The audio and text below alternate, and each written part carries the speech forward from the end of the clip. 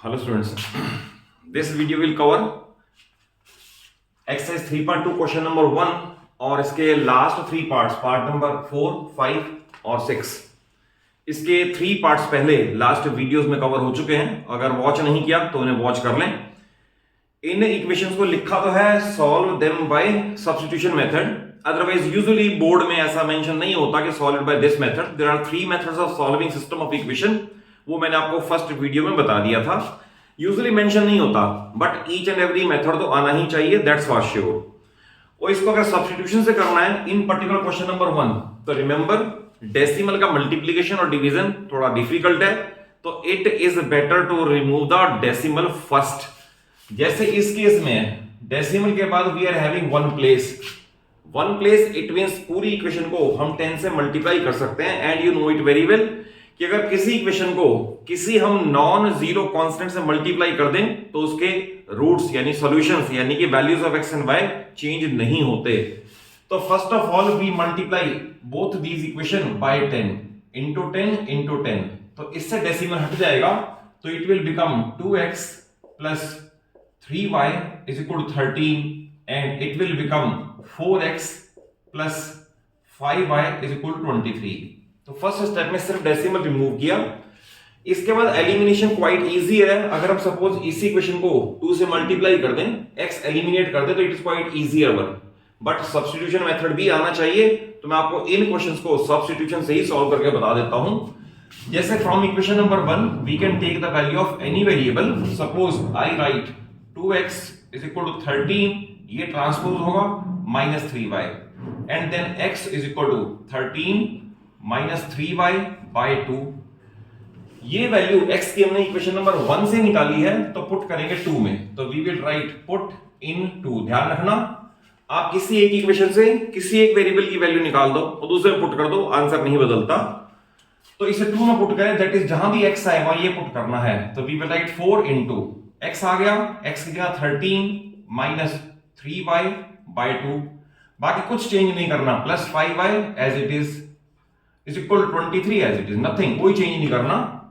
Then इसका इससे cancellation कर सकते हैं, ये 2 आएगा और ये 2 इस ब्रैकेट के अंदर थ्रू आउट मल्टीप्लाई करेगा, it will become 26 minus 6y plus 5y is equal to 23। y की दो सिमिलर टर्म्स हैं, इनका नेट ऑफ करोगे, प्लस का 5 और माइनस का 6, तो we will get minus y is equal to 23। इधर का इधर ही है, 26 यहां प्लस का है, उधर जाके माइनस का हो जाएगा, तो minus 26 and we will get minus 3। तो therefore cancelling minus from both side we get y is equal to 3, first variable का आंसर। और उसके बाद इसकी value either in original equation और इन ट्रांसफॉर्म्ड इक्वेशन कहीं पुट कर लो, आंसर नहीं बदल सकता। सपोज मैं इसे 1 में पुट कर दूं, तो आई विल राइट पुट इन 1। अगर 1 में y की जगह 3 पुट कर दूं, तो ये बन जाएगा 2x प्लस यहां 3 पुट करेंगे 9 बन जाएगा, is equal to 13 as it is. 2x is equal to 13, 9 उधर जाके माइनस हो जाएगा, इट विल 4 और x इज इक्वल टू 2, तो therefore x equal to 2 and y is equal to 3 is the answer. ये फर्स्ट पार्ट का complete solution है by substitution method. अब आप सेकंड को देखें।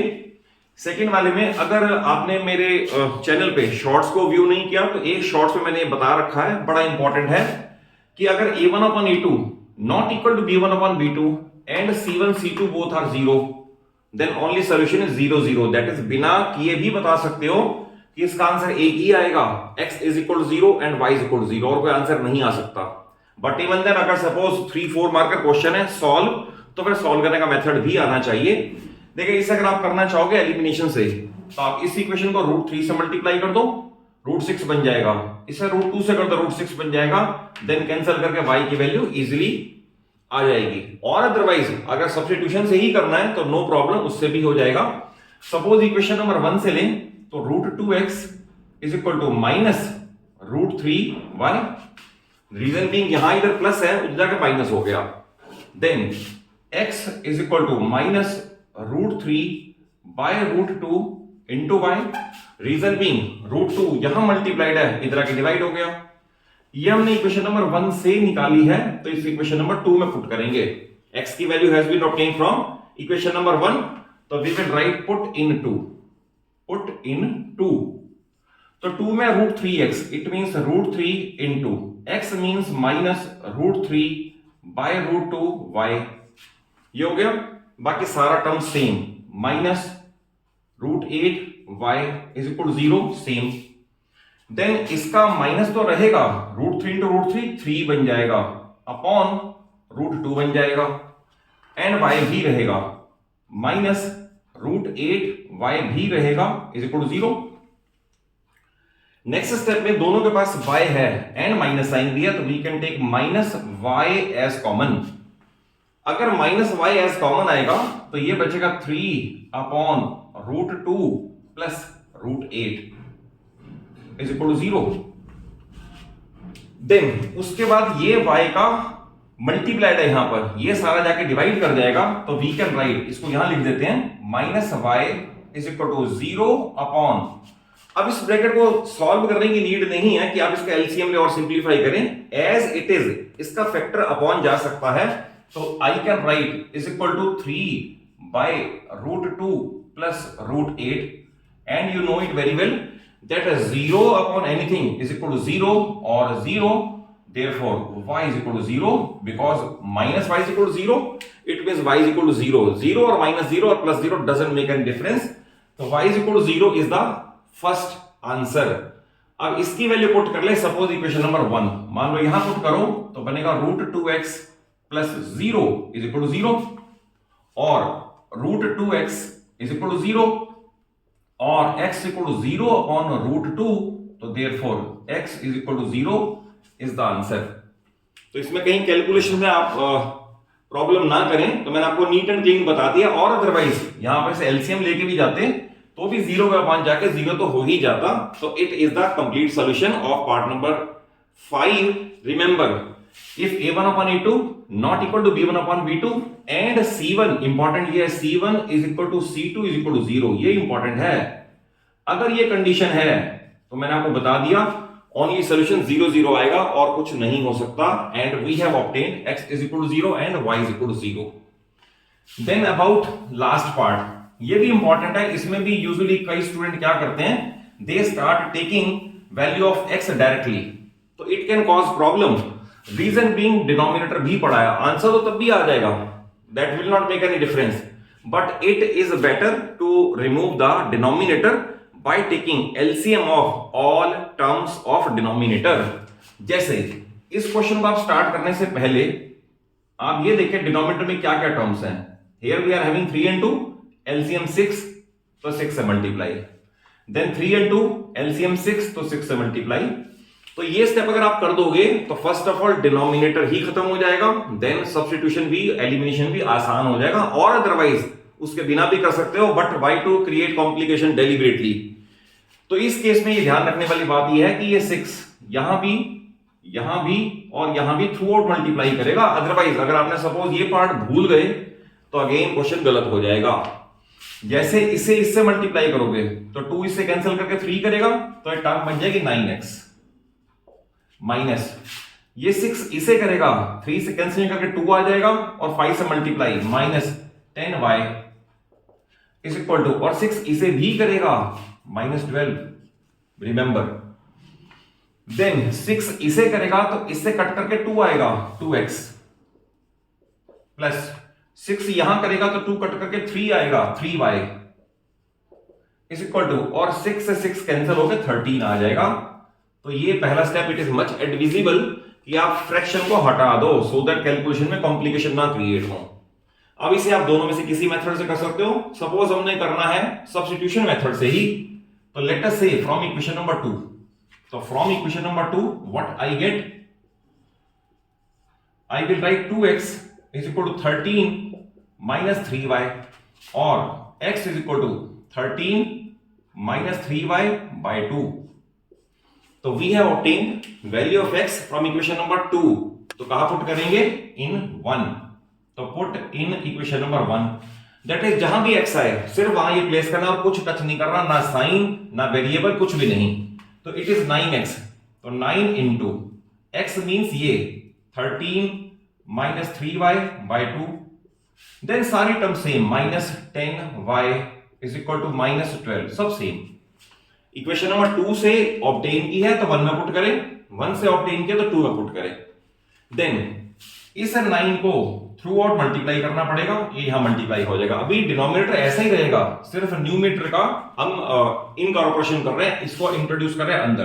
देन ये बनेगा 13 into 9, just a minute check भी कर लें। तो 13 इंटू 9 इज 117, ओके है ये। माइनस ये इससे करेगा 27y और अपॉन 2 अभी रहेगा, ध्यान रखना हमने सिर्फ 9 को इनकॉर्पोरेट किया, ये नहीं किया। Then -10y as it is equal to -12 as it is. Clear? अब उसके बाद फिर वही काम करना जो यहां किया था। तो डिनोमिनेटर में सिर्फ 2 है, अगर डिनोमिनेटर में 2 है तो हम सारी टर्म्स को अगर 2 से मल्टीप्लाई कर दें तो डिनोमिनेटर भी खत्म हो जाएगा, इससे हमेशा इजी रहेगा। देखिए ध्यान से, अब ये टर्म जब 2 से मल्टीप्लाई करेगी तो 2 से 2 का कैंसिलेशन हो जाएगा। I will get 117 minus 27y minus ये 2 इसे करेगा तो 20y और ये 2 इसे भी करेगा तो -24। आई थिंक स्टेप क्लियर होगा। डिनोमिनेटर की सारी टर्म्स के एलसीएम से मल्टीप्लाई करना। देन अब इन दोनों को नेट करें, ये है -27 एंड -20 तो बनेगा माइनस का 47y is equal to -24 as it is, और ये भी उधर जाके माइनस हो जाएगा, -117 और -47y इज इक्वल टू, ये दोनों माइनस के ऐड हो जाएंगे, -141 117 प्लस 24 117 प्लस 24 141, फिर माइनस का माइनस से कैंसिलेशन और 47 या डिवाइड में जाएगा तो we will write y is equal to 141 divide by 47। तो I think 141 divide by 7 it will give 3, certainly ये से कैंसिल हो जाएगा, तो y is equal 3 is the answer. और अगर y इक्वल 3 आ गया फिर आप कहीं पुट कर लें, आइदर इन दिस और इन दिस और इन दिस और इन ओरिजिनल, कहीं पुट कर लो, बस कैलकुलेशन पे उस पे स्ट्रेंथ रखना, कैलकुलेशन पे गलत नहीं हो सकता। सपोज मैं y इक्वल 3 यहीं पुट कर दूं तो नो प्रॉब्लम, यहां भी पुट कर सकते हैं, इसमें पुट कर लें। सपोज y इक्वल 3 यहां पुट कर लें, y इक्वल 3 यहां पुट कर लें, कहीं आंसर में बदलाव नहीं आएगा।